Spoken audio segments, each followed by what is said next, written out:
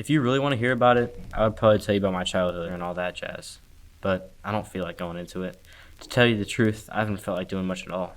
I'll just tell you about the ludicrous stuff that happened to me right before I got pretty down in the dumps and had to come out here to slow down a bit. I want to start back in December, on the day I left Ainsworth. Ainsworth Prep is a school in New Orleans. You've probably heard of it. It's the one with the hotshot lawyers and the oil tycoon families sending their kids there and all that. Old Ainsworth has a good academic rating. It really does. But God, it drives me crazy. Kids walking around with their fancy suitcases and their lavish watches. Don't get me wrong, I had some good times every once in a while. But in the end, Ainsworth left me depressed. And at this point, I was pretty jazzed to head home for my Christmas break and return to my bourgeois folks.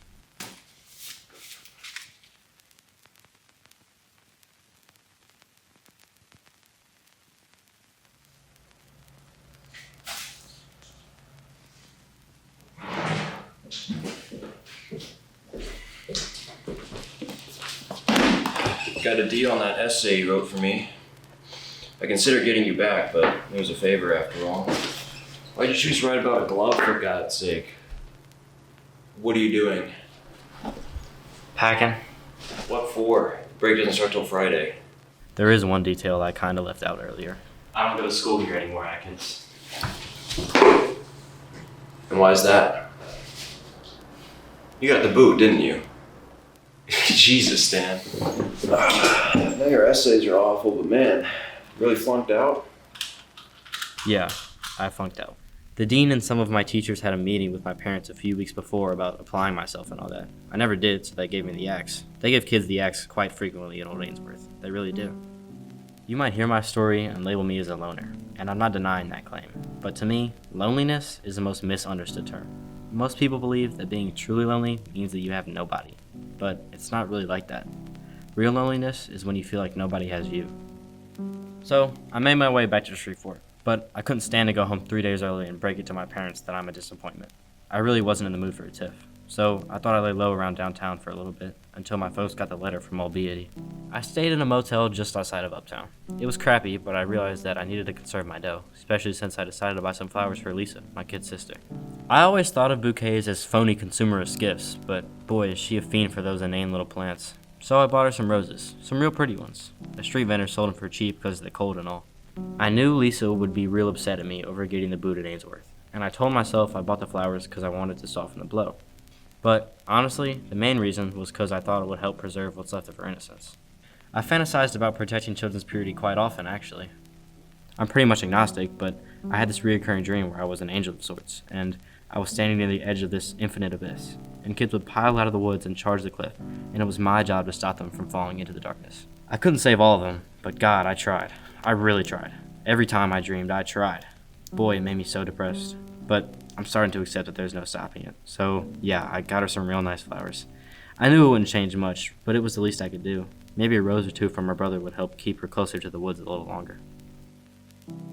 I didn't plan on ditching the room, especially so late, but I knew I couldn't get any shut-eye, and I was pretty jazzed about giving Lisa her flowers, even though I had to be real careful not to wake my parents. On the trek over, Lisa's flowers fell apart in the icy weather, and I nearly broke down over it. Connective things like buying gifts or expressing my care never work out for me, and that fact was weighing on me bad.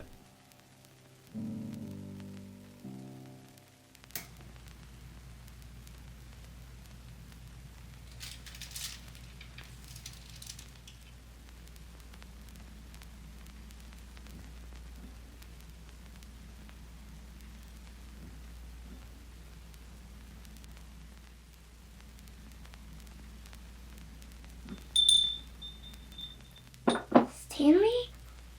What's happening? Why are you here? Do Mom and Dad... Shh, just whisper. They don't know I'm home. What's going on? What's wrong? I just wanted to say hi.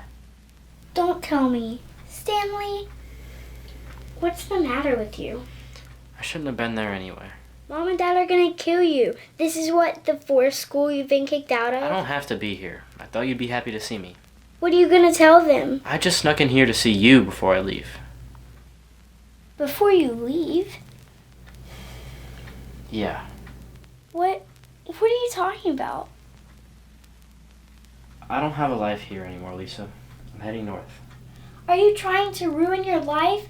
Why do you do this to yourself? I'm not. Why do you hate everything? What? You don't care about anything. You don't care about school. You don't care about friends. You don't care about society. You don't like anything. Of course I care about things. Like what, Stanley? I care about you. I care about George. I care about the kids. And I care about What kids? the kids on the cliff.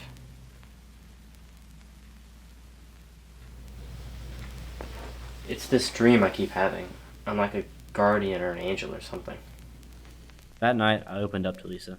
I told her about the dream, the flowers, my pain, that kind of stuff. I cried for the first time in years, right there in Lisa's room. I made the mistake of telling Lisa where I was going to wait for my train. I figured that'd be okay since she's a real good student and would never skip and all that. What are you doing here, Lise? Waiting for our train. You can't come with me.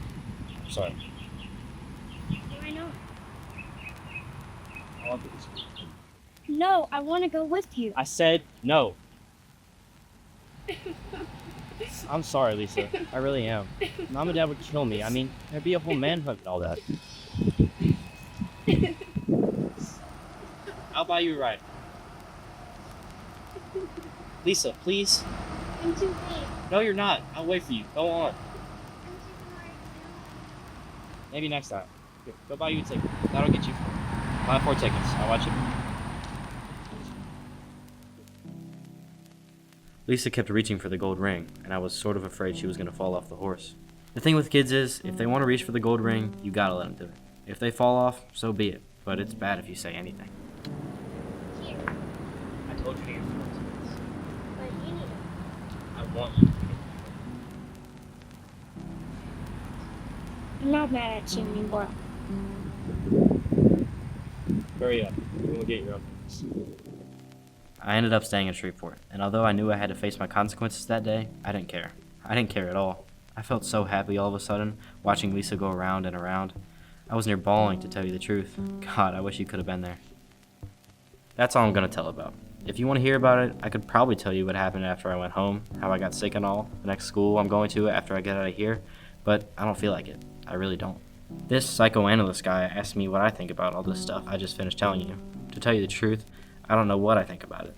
I'm sorry for telling so many people. All I know is I sort of miss everybody I've told about, even Atkins, for instance. I think I even miss that old dean, Mr. Beatty. It's funny. Don't ever tell anybody anything. If you do, you start missing everyone.